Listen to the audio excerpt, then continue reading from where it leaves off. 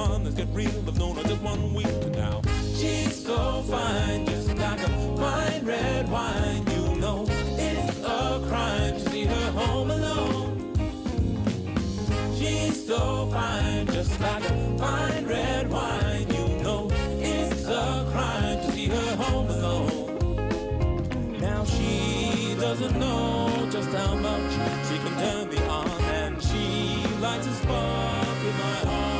Let me get it on when I close my eyes in the dark. She is on my mind.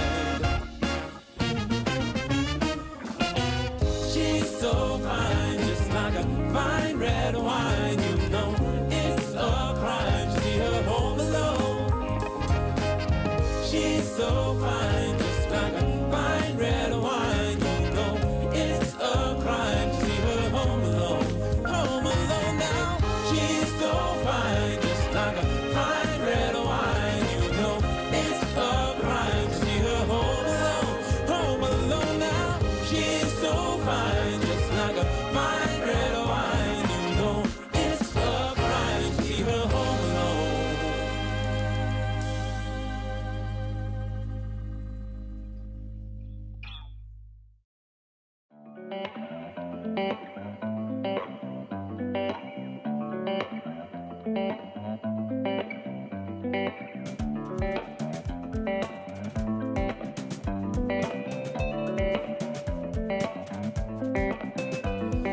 By the seashore, when it rains and it pours, on the video store keeps the lovers indoors. Lovers indoors didn't budget for the exact contours of the musical score. The musical score opens gaping sores for another encore of some unfinished wars. Unfinished wars send her out the front door into the downpours raining by the seashore.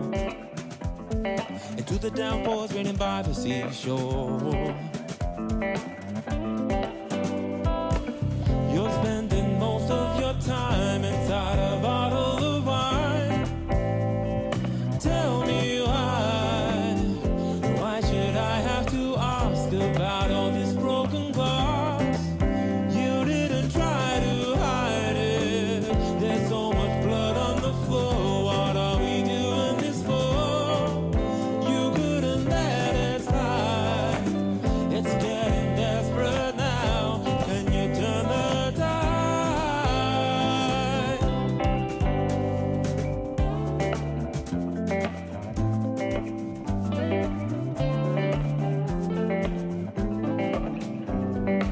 The salt spray crashing into her face might have run away, but can't see in this haze. Can't see in this haze. While there's so much rain, no amount of sun rays will make a brighter day. A brighter day. Well, that was just a phase. For this relocate, there is little praise. Little praise for that golden bay with its golden glaze corroded by the salt spray.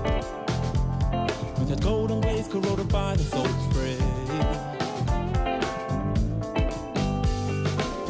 You're spending most of your time inside a bottle of wine.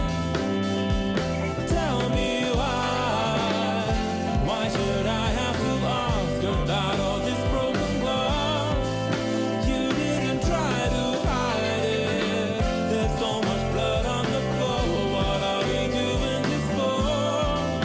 You couldn't let it slide. It's getting desperate now. Can you turn the tide?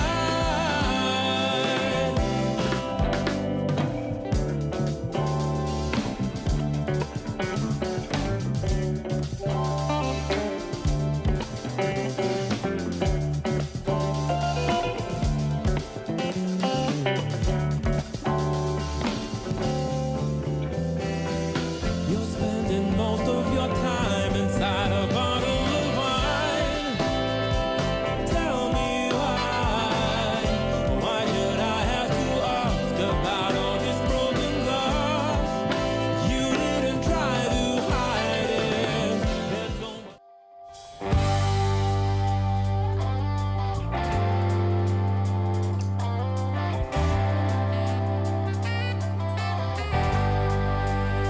It wasn't that long ago, before the first mobile. Hello and welcome to Pint AU Online's panel, What's the Matter? My name is Kirsten Banks, or as I'm more socially known as Astro Kirsten, and I am so excited to have you here with us tonight. Like many events around the world, Pint of Science Australia earlier this year cancelled all pub events in support of physical distancing. But we're delighted to be bringing science into people's home by the magic of the internet. So when we hold events at pubs around Australia, we ensure that we recognise the local Aboriginal and Torres Strait Islander nation, one of many that makes up the continent that we now call Australia. Now that we are holding this event online and our speakers and much of our audience are streaming from around Australia, we would like to acknowledge all traditional custodians of country, the first innovators and scientists of this land. We pay our respects to the Aboriginal and Torres Strait Islander elders, past, present, and emerging, and recognise their continuing relationship with the land, waters, and the culture. Now, despite the change of format here, the aim of Pint AU Online remained the same: to share science in a relaxed environment and give speakers and you, yes, you, an opportunity to engage with each other and share your thoughts and questions. So you can get involved tonight by typing in your questions to the comments under the video stream or on Twitter with the hashtag PintAUPanels. Now, I am your host today, Kirsten Banks. I am an astrophysicist and science communicator and very proud Wiradjuri woman. And I'm so excited to join tonight 3 amazing physicists and scientists. So let me introduce to you our panel for tonight. First up is Kyla Adams. Kyla is currently completing her Masters of Science at the University of Melbourne. Her research focuses on the behaviour of quantum liquids. And when she's not doing that, she's participating in various mentoring and outreach programs. Tonight, we also have Jo Kashan. Jo's field of research is experimental plasma physics, with a focus on generating clean and sustainable energy from the fusion of atomic nuclei in plasma. And he's been actively involved in research and education for 30 years. And lastly, we have Adam Batten. Adam is an astrophysicist researching the intergalactic medium, the extremely sparse space between galaxies, and how it evolves with cosmic time. And he completed his master's degree with the Macquarie University in 2017. So I'd like to invite our first speaker to come up and tell us a little bit more about what she does. Kyla, can you tell us what is quantum liquids? Yep, I can definitely do that for you. So I am a quantum physicist, which basically means I study the very, very small. And these things like atoms that are so small that they're not even really points anymore. We can only really describe them as a probability field, it's a technical term, or really just a smear. So when they smear, you start to get these weird quantum properties. Things can happen like quantum tunneling or get these quantum liquids. But essentially what gives quantum physics that name is that things like energy, momentum are quantized. You can only get single values of these things. So it's like if you start with a single apple, take a bite out of it, and after taking just that one bite, you have either half an apple or just no apple at all. You can only get quantum bits of your apple. And so my research specifically is looking at theoretical condensed matter physics, which is a lot of words to say that I look at these quantum liquids and I use math to describe them. And so a quantum liquid happens when you have a whole bunch of atoms, like 100 of them, 1,000, possibly up to 1,000,000, and you cool them right down. But as you cool them, their smears, their probability fields, start to overlap. So as you cool them down, they start to overlap more and more and more until they just, instead of these individual points, you just get one giant smear. And you can describe this giant smear as a quantum object. It's your liquid. It's cooled all the way down. And so we were able to experimentally make these back in, whatever, I forget the year, but the Nobel Prize in 1996 was.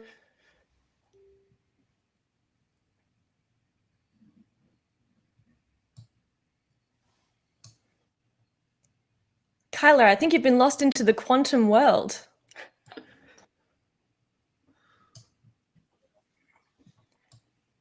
That's okay. Quantum vortices, they do weird stuff, man. So while we try and get Kyla back, how about we move on to Jo? And Jo, can you tell us a bit about how you're using physics to give us more clean energy? Okay, well, thank you, Kirsten. Hopefully I won't disappear into the quantum world, but I'll be colorful. So The work that we do is called nuclear fusion. So if you don't like the word nuclear fusion, how about the word solar energy? Because that's the process in the sun that generates energy in the core of the sun. So nuclear fusion is the combination of light nuclei, like hydrogen nuclei, and as they combine to form heavier and heavier nuclei, they produce energy. That's what powers the sun and all stars. Now, I have to tell you, the sun really is bad at this. And I'll give you an example. The power density at the core of the sun is 277 watts per cubic meter. Now, that's like two people standing next to each other, because the average human being would produce 100 watts anyway, if they're just resting. So the sun is really bad at it because it uses a weak force to capture and heat the nuclei. On Earth, we'd like to reproduce that process, but do a lot better than the sun. The sun does it by having a lot of sun there. And when that energy gets to Earth, we call it solar energy rather than nuclear fusion. But on Earth, we try and use a stronger force. We use electric and magnetic forces. They are much stronger than the gravitational force.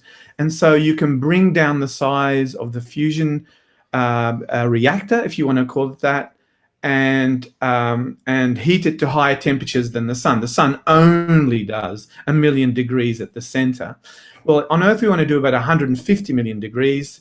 And have a power density not 277 per cubic meter, but to have about a megawatt per cubic meter. So that, and the result isn't like nuclear fission. The result is helium. That's the product that you get. So it's clean. The hydrogen and its isotopes are available for almost forever. And so the way we do it now on Earth, and I will show you that with the slide that's coming up, the first slide. So the first slide will show you a magnetic confinement device known as a tokamak. There's a lot of paraphernalia there, but ignore that. The glowing donut-shaped bit is the important bit. What we call a collection of nuclei and electrons is a plasma. So I'm a plasma physicist, and what we do is we heat up the plasma. So this device is called the International Thermonuclear Experimental Reactor, to be turned on in 2025 or 2028, depending who you listen to. And it will achieve a temperature of 150 million degrees, and it'll produce 10 times more energy out than you put in. And that will be the basis of future energy generation. So you may notice, if you look very, very carefully, bottom right-hand corner is a 6-foot man. This is an exceedingly large device, and at the moment costly, but doesn't have to be in the long term. Some of us don't like, there's a good chance this device will work. Don't listen to the naysayers. There's a very good chance. But some of us want more portable devices. For example, you might want a fusion reactor on your spacecraft going warp 7. And so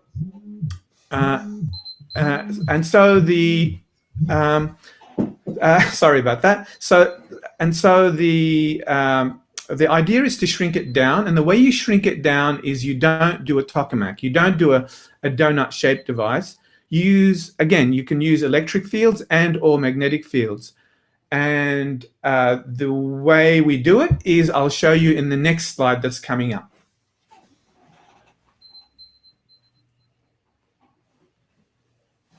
So what we see there is the shiny spherical grid thing in the center is basically metal, and it has a very high electric field around it.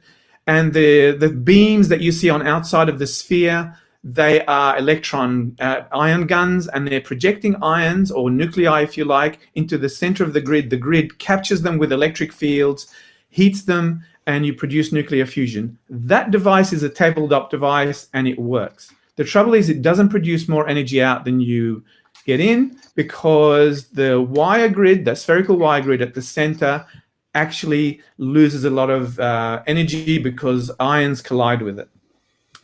So what we've been working on recently is a way to make a tabletop device that uses electric and magnetic fields and not have any grids there. And I'll show you that with the following animation that's coming up shortly. So there it is. There's a little vacuum chamber that is tabletop. Now let's look inside the vacuum chamber. Here we are. You'll see a glowing bit. That's the plasma being heated to 150 million degrees. Doesn't look like it. The top and bottom structures that you see there, donuts, like the tokamaka's of donuts, these things are producing a magnetic field that traps that plasma in the center. But at some point, you will see the magnetic field lines, and then following them, you will see the electric field lines, and they're both applied simultaneously to capture that plasma in the center and to heat it to fusion energies. And we believe that has a chance of producing more energy out than you put in, to be placed on things like spacecraft. So it's a portable energy source. So this is our current research. And over to the next speaker.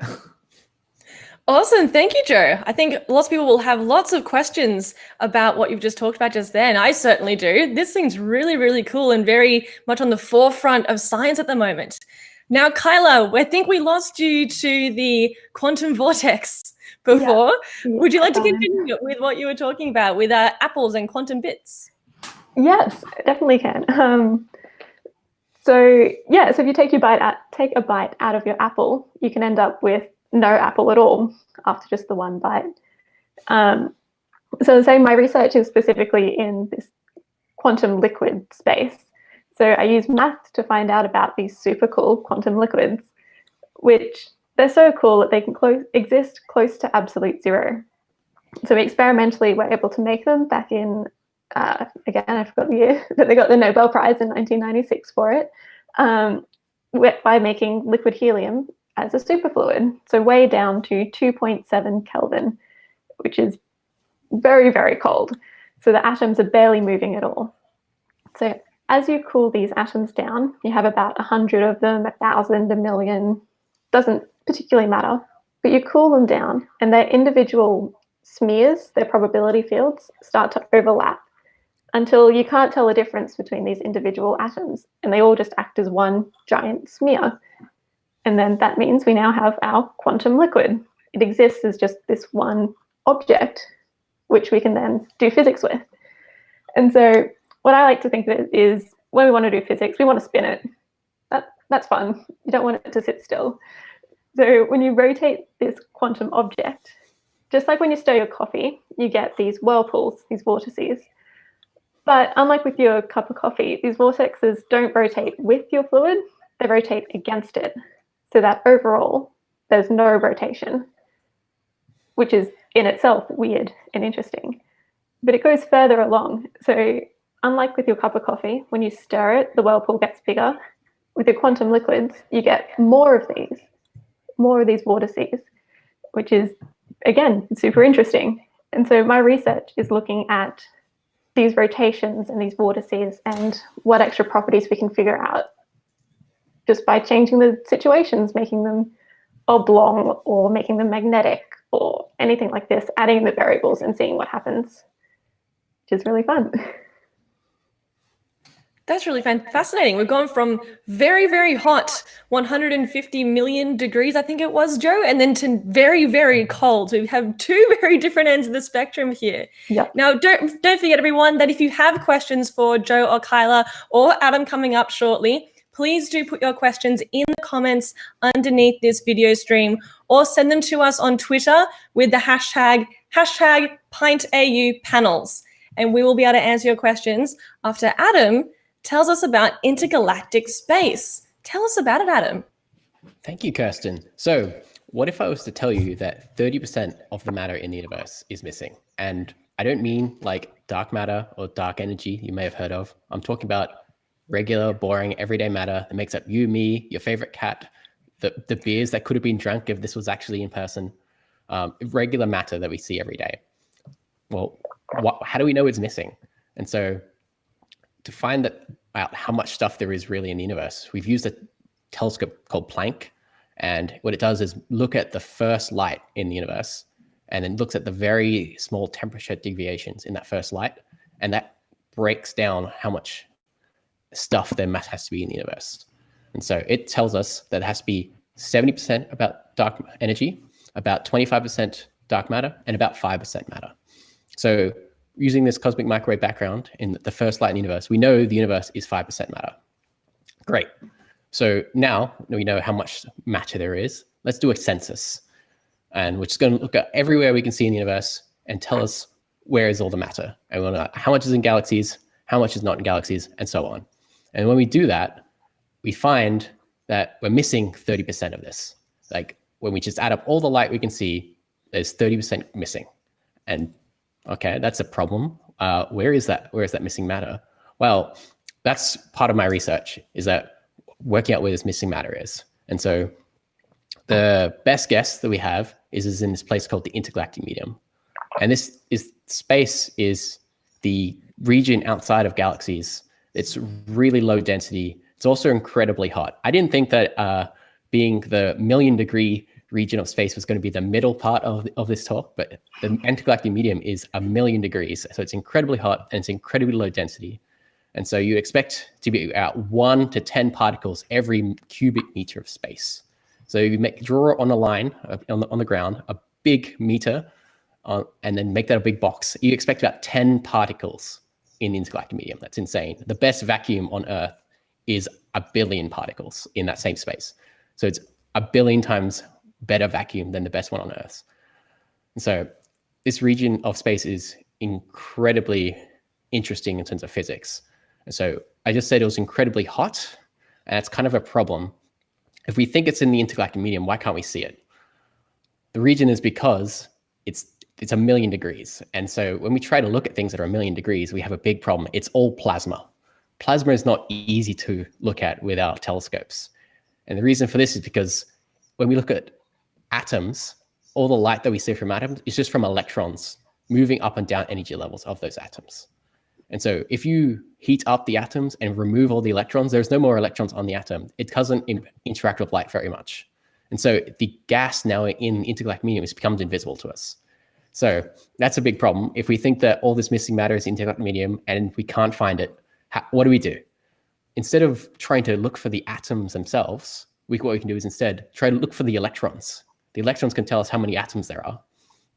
So all we need now is some sort of electron detecting telescope that can work its way out to like really far distances, and that'll help us find the intergalactic medium, right? And that's exactly what radio telescopes can do, actually. So radio telescopes, they detect radio waves, and radio waves are very sensitive to electrons. And so in this animation that's coming up, you can have different frequencies of radio waves. So in here, the blue light, that's the high frequency radio waves. And then the red light is the low frequency radio waves. And these radio waves travel at different speeds due to electrons on the path. So if you were to measure the time difference between some radio source, between its blue light and its red light in radio waves, you can measure exactly how many electrons that path went through. And so then you could just total up the total number of electrons there are along that to whatever object you have. And so that's part of my research, is that I'm using computer simulations of trying to map out where all these electrons are in the intergalactic medium. And then there's these super mysterious objects called fast radio bursts. And these are really, really bright objects that give off a lot of radio waves. And we actually don't really understand them very well, but we are using them to try and map out where all the electrons are in the universe and try to show that we can find the rest of the missing atoms in the universe, that they're in the intergalactic medium. So that's what my research is. Awesome. That's really cool, Adam. I'm always so fascinated. I mean, to be honest, I'm a bit biased. I do love space and astronomy, but I'm always so fascinated with how we can work things out that of like the intergalactic medium that is millions and millions of light years away, but using just a big dish sitting in the middle of New South Wales. That's really cool. And I think everyone else sitting at home would think that's also very cool as well. And they're probably thinking about The Dish, the movie, at the moment after saying that. But you know what's fantastic? We have a few questions coming in now. Thank you all for sending them in. We first have Ken on YouTube ask Kyla, stirring the condensate with the vortices going in the opposite direction, how is angular momentum conserved? Yep. So it's conserved because the vortices exist. So each vortex has its own momentum value to it. It's a function of h bar, which is a quantum constant. And so these vortices contain that momentum sort of within them. Excellent. Great question, Ken, because we always have to conserve momentum. It's one of the most fundamental things about the universe and about physics. Momentum is always conserved. It must always happen. Awesome. Thanks, Kyla. We also have from Shara, I hope I'm saying that correctly, from Twitter, asked Joe on fusion, assuming successful large-scale pilots, when could we expect to see this tech in Australia? And what will be the biggest challenge in commercializing? So the ITER project, which is the one that everyone is pushing for at the moment, is going to be turned on in 2025, but that's not going to produce fusion. The full-scale fusion will be ramped up and will be at 2035. It's thought that there'll be a demonstration power plant shortly after that. It'll sort of run in parallel with ITER for a while. And so when can we see it in Australia? So we're looking at 15 years to when the proof of principle is made, and then maybe 10 years after that, you'll see a power plant of sorts, maybe. And so now we're looking at 25 years, and there's an old chestnut that says fusion is always 30 years away, and it's no different now, except now it's a real 30 years rather than an imaginary one. We'll see it in Australia. We have fusion physicists in Australia. They are working on the ITER project as well. And so the technology can easily be brought here and be up and running when it's made internationally. So at least 25 years. Excellent. There's a follow-up question. If it is successful when it's turned on, what's the next step? I presume there's a bunch of more development before one is powering in every city. There's from actually Christopher. thank you for that. There's actually a parallel program, because you have to do research on materials that capture this energy, because they could deteriorate over time. So in parallel, there is the engineering work that's going on, and so the technology should be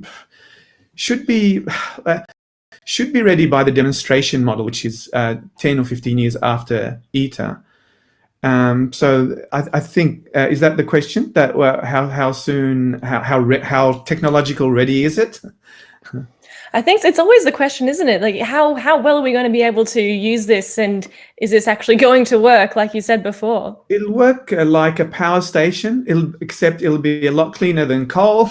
Much cleaner. Well, it'll be clean. It'll be cleaner than coal. We like that. Much cleaner than fission. There's no radioactive waste. No long-term radioactive waste, and more power dense than solar, and more reliable than solar. So, and wind. Not that we shouldn't pursue renewables. We obviously should, because it's free energy. It's out there. But when you want reliable, dense sources, then you might want something like a fusion reactor. Excellent.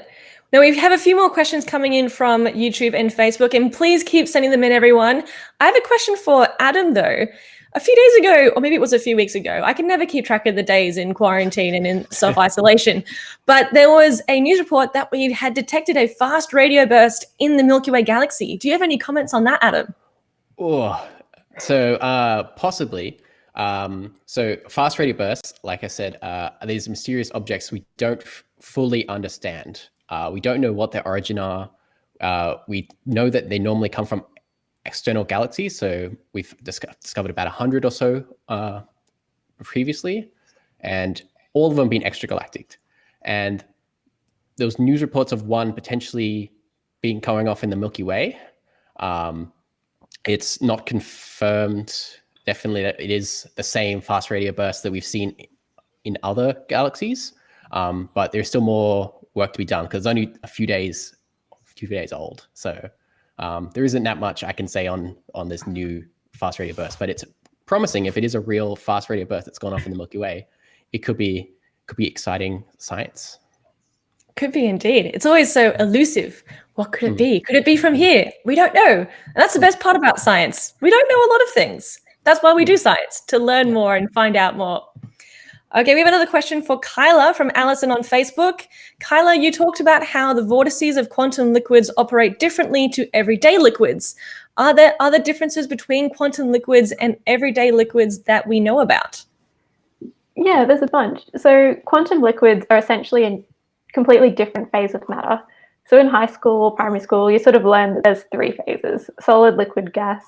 And there's always the one person in class who say plasma as well. True. I was that person. Yeah. But then you've also got these quantum liquids, which are another phase. And so we call them liquids because they're pretty much what they are. The atoms that are fairly close together and like they kind of move about. But comparing them to real liquids, it's like trying to compare like ice to liquid water. It's like they're definitely different. But you can rotate them. Something that they do differently to normal liquid is what they found with the liquid helium is that it tried to crawl out of the container, like this little alien thing.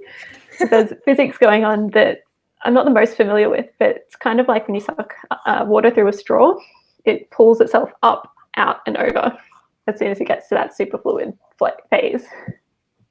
That is very cool and probably going to give me nightmares tonight. Thank you, Kyla. You're welcome.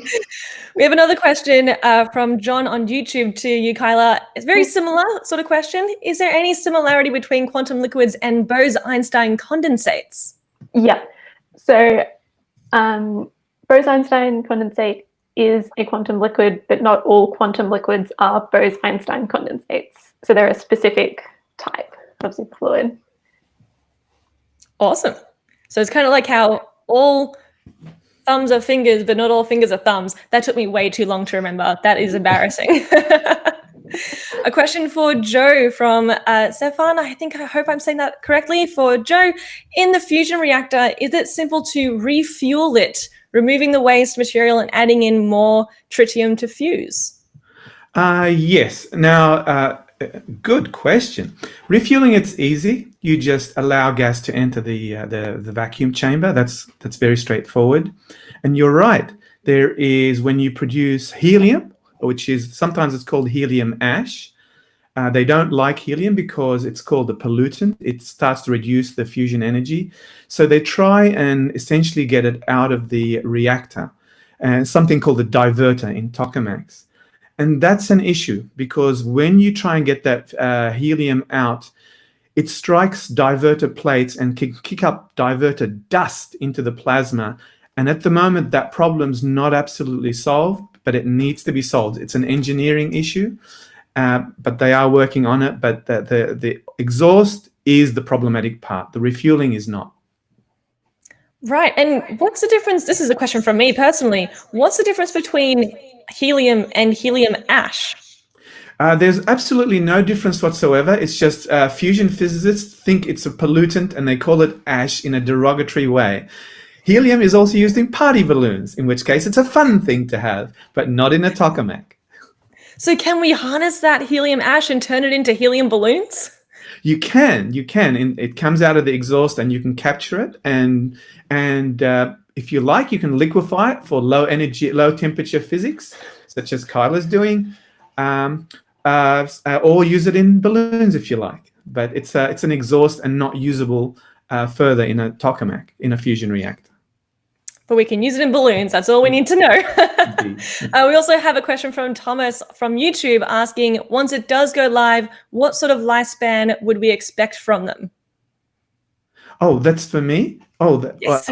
A good point. Now, the way the fusion will come out of the first generation of fusion reactors is through the energy of a neutron. It's kinetic energy. It's energy of motion of a neutron. It's captured by materials, converted to heat, and you use that heat to drive a steam turbine in the usual way that coal would produce steam and drive an electric turbine. Now, that question, it's hard to answer at the moment because it depends on how quickly those materials degrade. As they degrade, you have to replace them. And so the material research is still not fully mature. And so it's hard to answer that. It depends on the lifetime of materials. But I can't answer that at the moment. That's okay. That's what science is for. We're going to answer it at some point in the future, hopefully. We have a few questions for Adam. Adam from Allison on Facebook. Why is the intergalactic medium so hot if there are so few particles out there? What is creating the heat? Excellent question. That's actually a really, really good question. So the reason the intergalactic medium is so hot is because there is so few particles out there. So when we think about heat, what we mean something is hot is if the particles are moving around a lot. So they have a lot of kinetic energy. And so to cool down, what you have to do is you have to reduce that kinetic energy of a particle. And normally, for a gas to cool down, that's usually done by collision. So a particle collides into another particle, and that produces some light, and then they both end up with a lower velocity. And so the easiest way to cool down a gas is to have all the particles hitting each other over and over again. So the problem is in the galactic medium, you got 1 or 10 particles every meter. It's very rare for particles to hit each other. And so whenever they gain energy, it's very hard for them to lose it. And so the galaxies actually emit a lot of ultraviolet light. So the light that comes from the sun that can give us tans and skin cancer and all that sort of stuff. That light heats up the intergalactic medium. So that light can extend all the way up into the intergalactic space, heat up the particles, make them really, really hot. But then it's really hard for them to cool down. They just stay hot. Awesome. We have 2 similar questions about heat of intergalactic space, but I want to kind of extract a bit from that. We have one question is, if there aren't really any stars in the intergalactic medium, why is it so hot? I'm going to turn that around and say, how many stars are in the intergalactic medium on average? I would say I don't know of any stars in the intergalactic medium off the top of my head, actually. So almost all stars are inside galaxies. So that's the really thin disk or bulgy likeness of a collection of stars. Maybe some of them exist in like the galactic neighborhood, as in there's something we call the circumgalactic medium. I'm not aware of any star at the moment in the intergalactic medium. So I would say 0. Excellent. Until we find one, and then you're wrong. Yeah. All right, we have 2 questions for Joe from YouTube. We have Grant who asks, how does the heat stay in? I don't want 150 million degrees on my desk. And I agree with you, Grant. I would not want 150 million degrees on my desk right now, burning through my desk. Okay, so this is where we have to clarify that there is a difference between heat and temperature.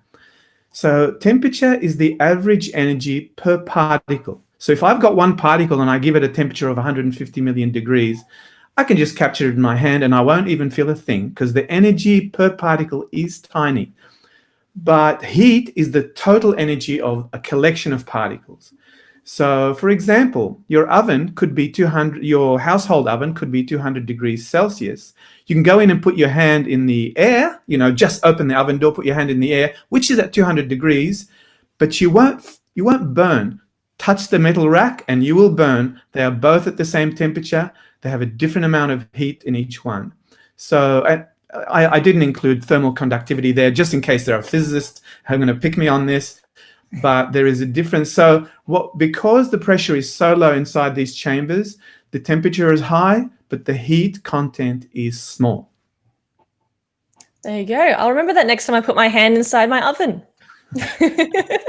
We also have a question from Darren from YouTube. How far does 150 million degree temperature travel? How can the apparatus handle these temperatures? So these temperatures are measured, as I said, they are the average kinetic energy per particle. So they're contained. As long as the particles are not touching any surface, that is, they're contained by the electric or magnetic fields, they're contained in space. They will not melt anything. They will not touch anything, and they will fuse. And when they fuse, they will emit particles that you capture. And this is where the material science comes in to produce these materials that will capture them. They will not melt because you can put in a sufficient amount of particles to produce energy, but not melt the materials. Excellent. Well, that is reassuring. Thank you, Joe. Okay, we have a question from Christopher on YouTube for Kyla. May have missed it earlier, but what volume of quantum liquids have been produced? Oh, good question. I don't know. So we make quantum liquids all around the world. And there's a bunch of universities in Australia who make them. You basically just need a really good refrigerator, a couple of lasers, and you can make it. In terms of volume, I'm not sure, but you can get them to be about a couple of centimeters big in terms of diameter. But it really just depends on the size of your fridge, so how much you can cool them down. Now, is this a fridge like I have in my kitchen or a special kind of fridge? Very special kind of fridge. So to cool these atoms all the way down to close to 0, you need lots of different ways to cool them right down. My favorite is using lasers to cool them down. What you do is you trap them in the well, and then use the laser to get rid of all those extra higher energy ones. So the atoms with the more energy, get rid of them, and they'll cool the overall temperature down. And you get rid of them. So we're kind of getting the lasers going, pew, pew, get out of there, you Pretty electricity. Yeah. That's really fun. Awesome. We have another question for you, Kyla, from Petra on YouTube. Do quantum fluids exist naturally in the universe? That is a great question. So we think they do in these things called neutron stars. So I previously did my honours in this sort of research. So neutron stars are these ultra dense objects that exist in space. So they can be about 15 kilometers in diameter, but weigh lots and lots of solar masses. So the mass of our sun pushed all the way down to the size of Melbourne, I'd say. And so because of that, they're so dense. 1 teaspoon is like 10,000 tons. And so because of that density, there's a whole bunch of different physics that happens, but we think the interior of these stars are superfluid. And so we can use gravitational waves, which are these deformations in space, to possibly find out if they're superfluids. Awesome. Cool. I think this next question is for you, Adam, and it actually comes from my mother. Hi, Mum. Oh. Robin on YouTube asks, counting electrons is one thing. How do we know what atoms are available if electrons have different volumes of atoms per element? That's an amazing question. That is 100% correct. Good job, Mum. Different atoms have different numbers of electrons. And so what we do is so the universe is mostly made up of hydrogen. So hydrogen has 1 electron. The next most abundant element, it's about 25% of the universe, is helium, and it has 2 electrons. And then after that, almost all the elements, it's very, very tiny amounts. So the next one, lithium, is in very small fractions. It has 3 electrons, and after that, it's basically negligible. So what you can do is, if we assume all the gas either has 1 or 2 electrons, is how we do most of the approximation. And so we can't know exactly what the abundance distribution of different elements are, because it's very hard to observe. So we go, well, if 75% of the universe is hydrogen and it's got 1 electron, and 25% of it is helium and has 2 electrons, we take those as the good approximations of how many electrons each atom should have. There is a small error, but we put error bars on our measurements for that reason. And we do love our errors in astronomy. Yeah. Okay, this next one's also for you, Adam, from Peter on YouTube. Are you using VLB interferometry to peer into the intergalactic medium? And I'll ask first, what is VLB interferometry for those who don't know? So it's also a good question. So VLB interferometry, it stands for Very Long Baseline Interferometry. It's basically what happens is that you put telescopes on different parts of the Earth, and you kind of like connect them together effectively. So you look at the same object with 2 radio telescopes on different parts of the Earth and use them to make it like a one big mega telescope. And the answer to is, do I do that? I do not. So I do mostly simulations and stuff. So they don't let me necessarily near some of the big fancy telescopes. But I work with data that has been done on VLBI telescopes. So what you do is you look at FRBs, fast radio bursts, with this technique. It can work out exactly where in the sky they come from. And you can work out the exact galaxy that FRB came from. And that's important for my research. Knowing the exact galaxy that came from, I can then work out how many electrons it went through. Awesome. And that's also the same sort of interferometry. VLB interferometry is what we used. I say we as like I had anything to do with it. I did not. But us as the astronomy community, to observe the first ever direct image of a black hole around this time last year, about a month ago last year. It was so awesome. That photo still just inspires me every single day. Okay, we have a question for Joe on YouTube. So what won't you need to reach temperatures hotter than the sun's core to achieve nuclear fusion in such a small space? Why do we need them? Or won't you? Yes, we do. We absolutely need temperatures hotter. 1 million degrees is not really very good. You won't get a lot of fusion out of that, believe it or not. That's why the sun is really bad at it.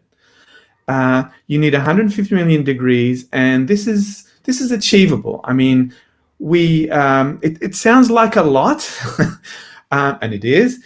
But in plasma physics, we tend to not speak in those terms. We speak in electron volts, which is a much better unit. So it's a smaller number. But look, it's 150 million degrees. Why do we need it? We need it because fusion becomes more likely the hotter the nuclei get.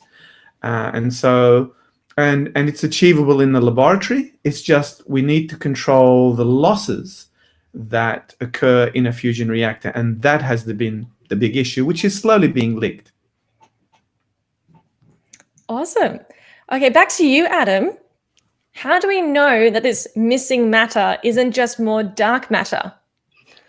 This is a great question. I like this one. An excellent question. So it might naively seem like, well, if we can't see it, isn't it just the same as dark matter? And that's not quite the case. So dark matter is fundamentally different to regular matter.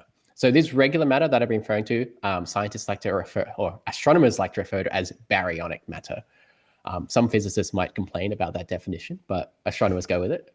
But this baryonic matter, it has properties like it interacts with light, it has masses and stuff like that. Whereas dark matter, we think it's different. It doesn't interact with the electromagnetic field. It probably has different ways of interacting with itself. And so I think it's fundamentally different. And so we can actually measure how much dark matter there should be in the universe, and we can also measure how much regular matter there should be in the universe. This is with this cosmic microwave background. It's the first light that we can see. What we do is we look at this first light and we measure the very small temperature fluctuations in the light. And that's very small temperature fluctuations. It makes structures.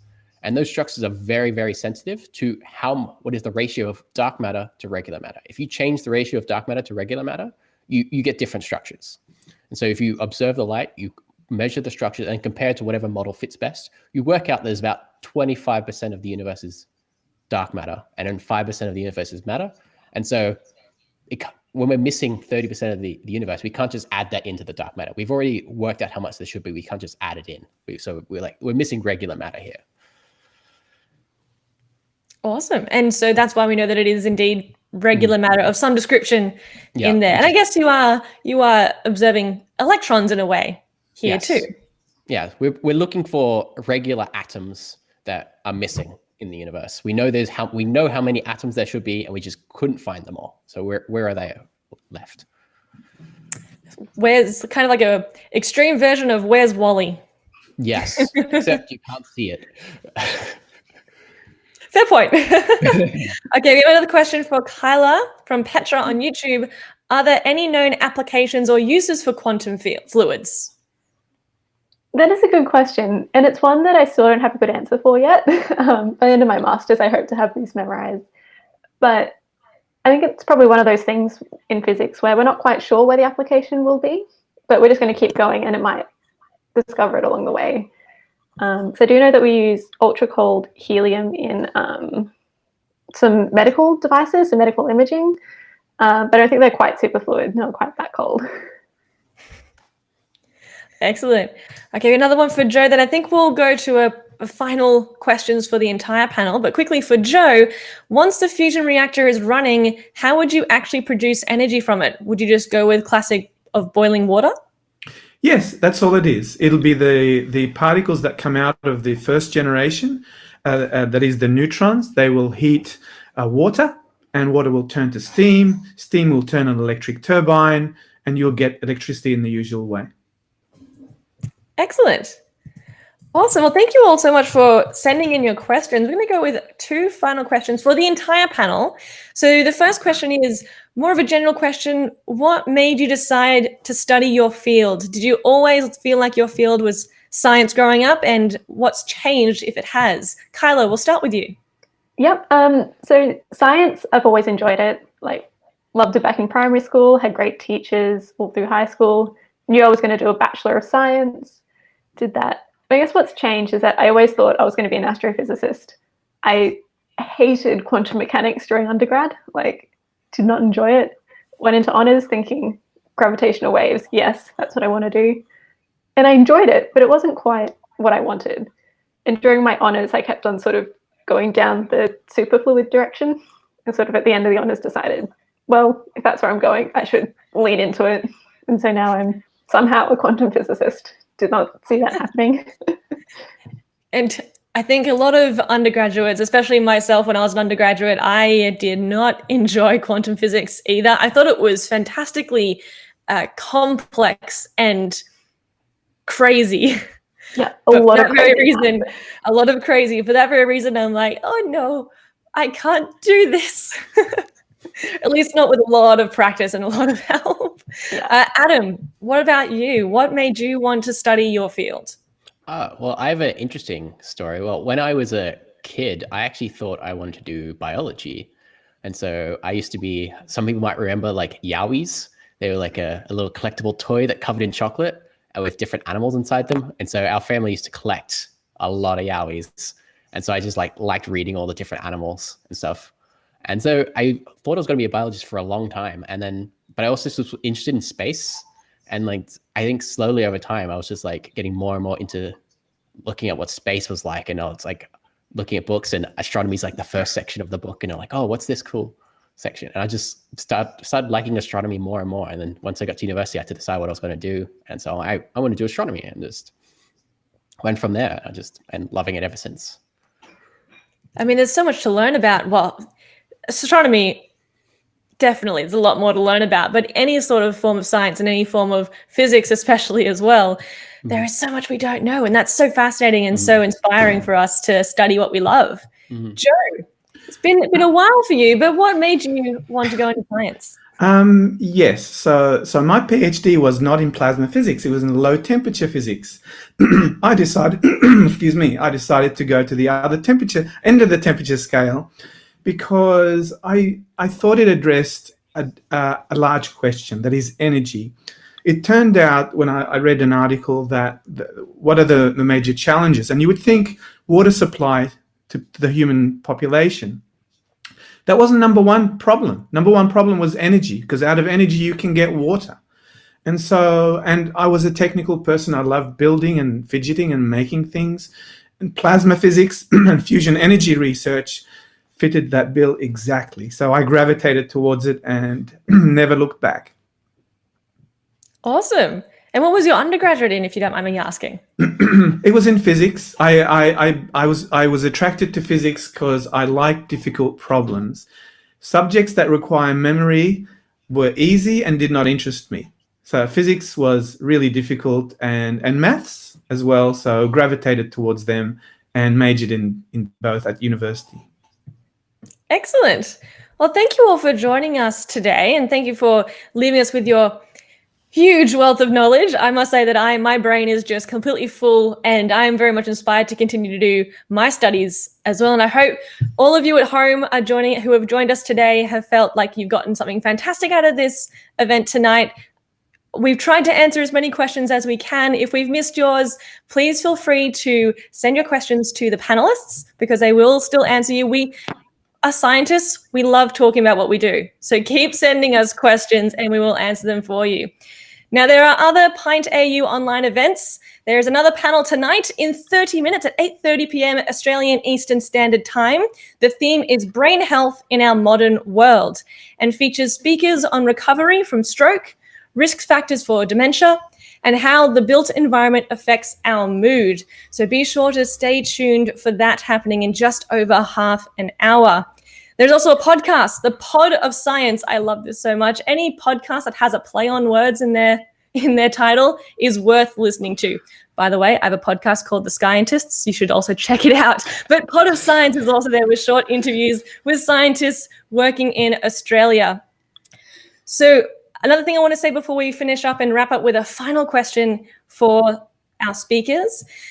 Thank you to more than 250 volunteers and more than 450 speakers who signed up for the original pub events that had to be cancelled, unfortunately, this year. You are all remembered, and thank you for being willing to share your science with the general public so that we can all gain more knowledge together. We also like to thank our speakers in the audience, because without you, we don't have anyone to talk to. So thank you for being here tonight, because Pint events in any format are all about that conversation between the scientists and you guys. That sounded like that we're on different tiers. We're all the same people. We're all normal. We're all human. But now I want to finish with one final question for all of our panelists. Where can we go to find out more information about these projects, generally at a level that anyone can approach? How can we learn more about what you do? Kyla. Ooh, so I don't know anything specific. YouTube is always great. There's so many science communicators out there who have their own YouTube channels that just can describe these things so clearly. Also Twitter. I think so many scientists are on Twitter and happy to chat, which we found with the This Is My Science thing. So it's been awesome. So Twitter is actually a great place for science. I feel maybe it's just because I'm biased and I do have a lot of science people in my feed, but Twitter is full of science. It's fantastic. Yeah. Joe, where can we learn more about your work? I'm really bad at producing web pages. So if you Google my name, there's a few people that have interviewed me. But the University of Sydney, where I work, has not let me get away with it. So if you search for my name there, you will see links to the work that we do. I didn't do any of it, and it could be out of date or wrong. Blame the University of Sydney, but that's where you'd go. Excellent. Thank you, Joe. And Adam, how can we learn more about the intergalactic space and intergalactic medium? Well, first thing, you could follow me on Twitter, because I'm about to publish a paper soon, and then you can see all of the juicy details of my results so far. Excellent. There's also plenty of stuff online. So Swinburne has an astronomy course online, Swinburne Astronomy Online. You could do astronomy courses there. There's lots of people to follow on Twitter. There's also like YouTube. There's lots. I've seen at least a few videos on intergalactic medium. It's not the most popular subject apparently for some reason, but black holes seem to get all the popularity. But intergalactic medium is definitely on there. Black holes. Yeah. If you want to look up more about this particular problem I'm referring to, if you look up missing baryon problem, that's the sciencey name for it. But yeah.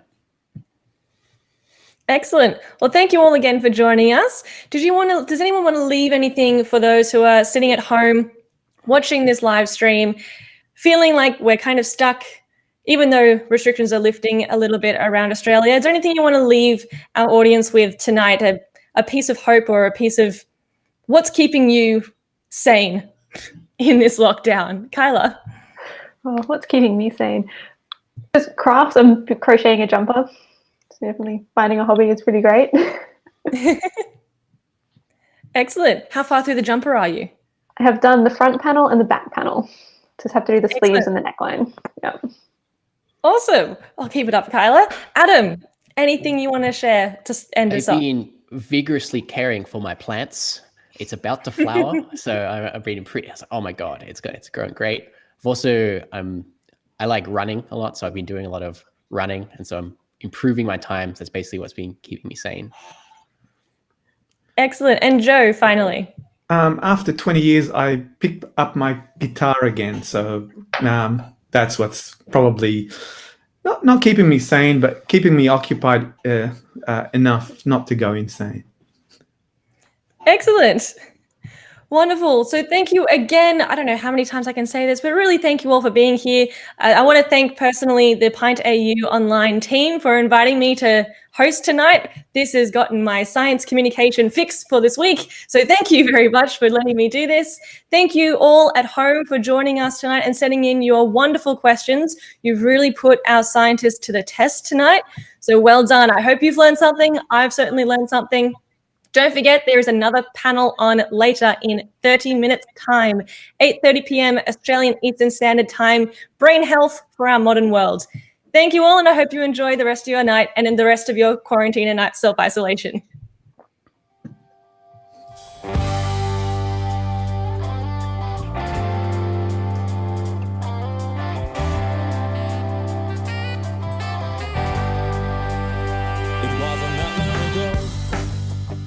Before the first mobile, their plans are set in stone without relying on a telephone.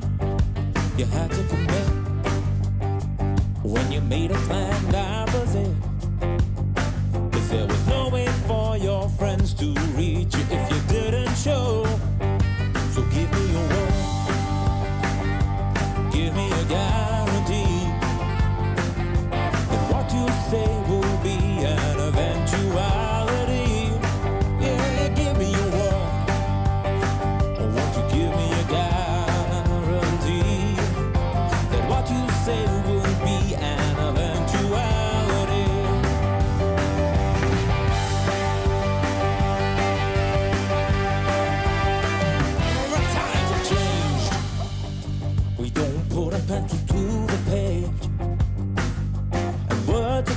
the screen are easier to erase. We didn't think about this. We didn't think about what we missed. Now it's easier to excuse yourself than